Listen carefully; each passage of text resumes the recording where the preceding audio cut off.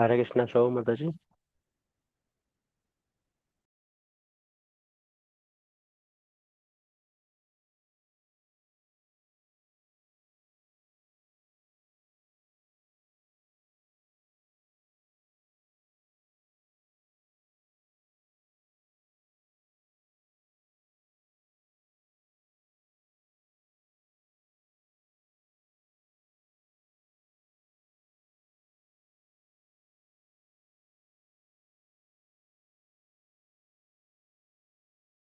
Mataji is on mute, right? Yeah, Mataji. I thought she would join. Then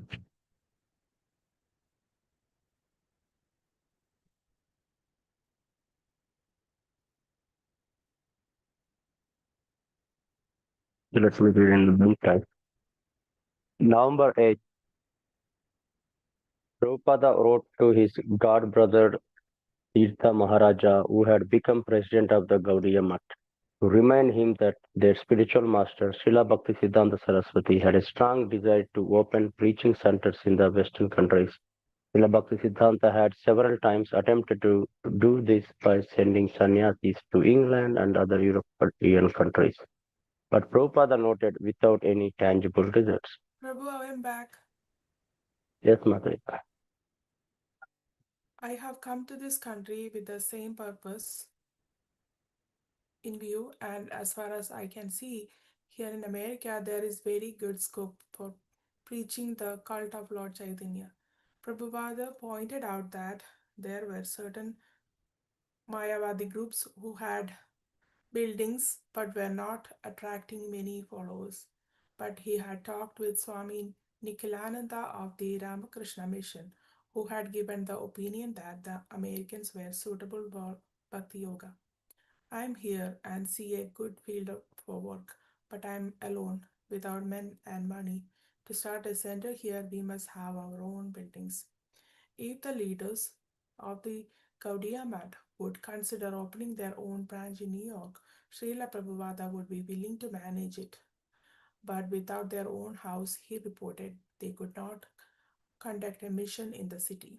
Srila Prabhupada wrote that they could open centers in many cities throughout the country if his god brothers would cooperate. He repeatedly made the point that although other groups did not have the genuine spiritual philosophy of India, they were buying many buildings. The Gaudiya Math, however, had nothing. If you agree to cooperate with me as I have suggested above, then I shall extend my visa period. My present visa period ends by the end of this November. But if I receive your confirmation immediately, then I shall extend my visa period. Otherwise, I shall return to India. November, November 9, 6 p.m. While Prabhupada sat alone in his fifth floor room in Dr. Mishra's yoga studio, the light suddenly went out. This was his experience of the first moments of the New York City blackout of 1965. In India, power failure occurred commonly. So Prabhupada, while surprised to find the same thing in America, remained undisturbed. He began chanting the Hare Krishna mantra on his beats. Meanwhile, outside his room, the entire New York metropolitan area had been plunged into darkness. The massive power failure had suddenly left the entire city without electricity, trapping 800,000 people in the subways and affecting more than 30 lakhs people in 9 states and 3 Canadian provinces. 2 hours later, a man from Dr. Mishra's apartment arrived at the door with candles and some fruit. He found Prabhupada in a pleasant chair, sitting there in the darkness chanting Hare Krishna. The man informed him of the serious nature of such a blackout in New York City. Prabhupada thanked him and returned again to his chanting. The blackout lasted until 7 the next day morning. Srila Prabhupada received a reply to his letter of November 8th to Tirtha Maharaj in Calcutta. Prabhupada had explained his hopes and plans for staying in America, but he had stressed that his godbrothers would have to give him their vote of confidence as well as some tangible support. His godbrothers had not been working cooperatively. Each leader was interested more in maintaining his own building than in working with the others to spread the teaching of Lord Chaitanya around the world. So, how would it be possible for them to share Srila Prabhupada's vision of establishing a branch in New York City? They would see it as his separate attempt. And despite the unlikely odds, he appealed to their missionary spirit and reminded them of the desire of their spiritual master, Srila Bhakti Siddhanta Saraswati Thakura. Their Guru Maharaj wanted Krishna consciousness to be spread in the West. But when Prabhupada finally got Tirtha Maharaj's reply, he found it unfavorable. His god brother did not argue against his attempting something in New York, but he politely said that the Gaudiya Math funds could not be used for such a proposal. Prabhupada replied, "It is not very encouraging. Still, I am not a man to be disappointed." In fact, he found a little hope in Tirtha Maharaj's reply. So he described to his god brother the property he had recently found for sale at 143 West 72nd Street. The building, only 18.5 feet wide and 100 feet deep, consisted of the first floor store, a basement, and a mezzanine. Prabhupada presented Tirtha Maharaj the price 100,000 with a 20,000 cash down payment and remarked that this building was twice the size of their research institute in Calcutta. Prabhupada conceived of the basement as a kitchen and dining area, the first floor as a lecture hall, and the mezzanine as personal apartments, with a separate area for the deity of Lord Krishna. Appropriately, Prabhupada had described himself as a man not to be disappointed. He was convinced that if there were a center where people could come here from a pure devotee, the genuine God conscious culture of India could begin in America. Yet, because he had made his plans dependent on obtaining an expensive building in Manhattan, his goal seemed unreachable. Still, he was persistently writing to prominent devotees in India, though they were not interested in his plans. Why should they not help? He thought. After all, they were devotees of Krishna. Shouldn't the devotees come forward to establish the first Krishna temple in America? Certainly, he was qualified and authorized to spread the message of Krishna.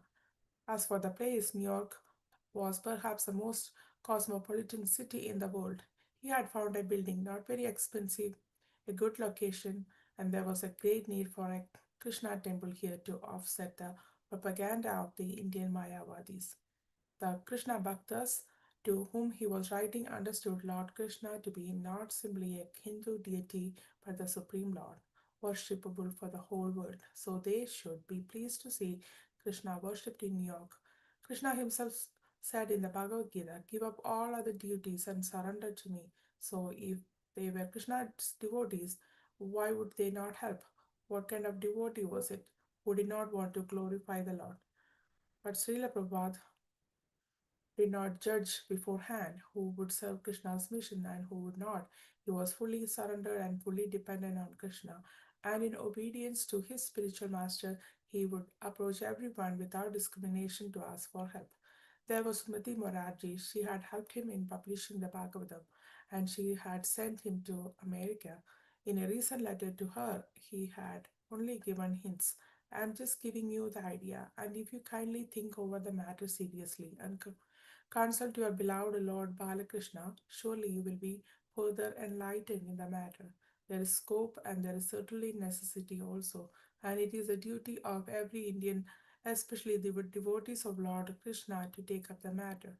But he had received no reply. He had not heard from her since Butler, though her words to him had seemed prophetic and they had stuck with him. "I feel that you should stay there until you fully recover from your illness and return only after you have completed your mission. Now, Sumati Morarji must do something big," he told her point blank. "I think, therefore, that a temple of Balakrishna in New York may immediately be started for this purpose, and as a devotee of Lord Balakrishna, you should execute this great and noble work. Till now, there is no worshipable temple of the Hindus in New York.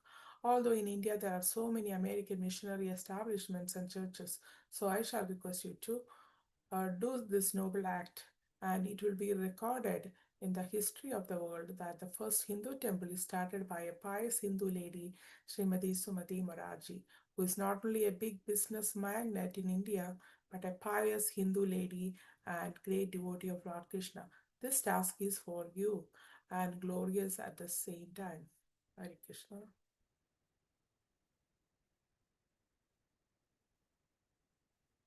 Today's reading describes Prabhupada's struggle in establishing the first temple in New York City. Prabhupada understood that the people in America have spiritual inclination and they also have money, not like the poor Indians. Srila Prabhupada requested his god brother Tirtha Maharaj to help fulfill Srila Bhaktisiddhanta Saraswati Thakura's desire to preach Krishna consciousness in the West. He emphasized New York's strong potential, but the thing that he is alone, no funds or helpers. In order to accomplish his guru's mission, he required a building or a center in the metropolitan city of New York. If the if the Gaudiya would cooperate and provide him some funds, otherwise his visa would expire and he would return to India. On November 9th, during the 1965 New York blackout, Prabhupada remained peaceful, chanting Hare Krishna. That day, he received an unfavorable reply declining financial support to own that building. Despite lack of support from his god brothers, Prabhupada remained fully surrendered and determined. He then appealed to Sumati Morarji, who brought him to US, urging her to help establish the first Krishna temple in New York, um, centered on Kirtana, Bhagavatam teaching, and Prasadam.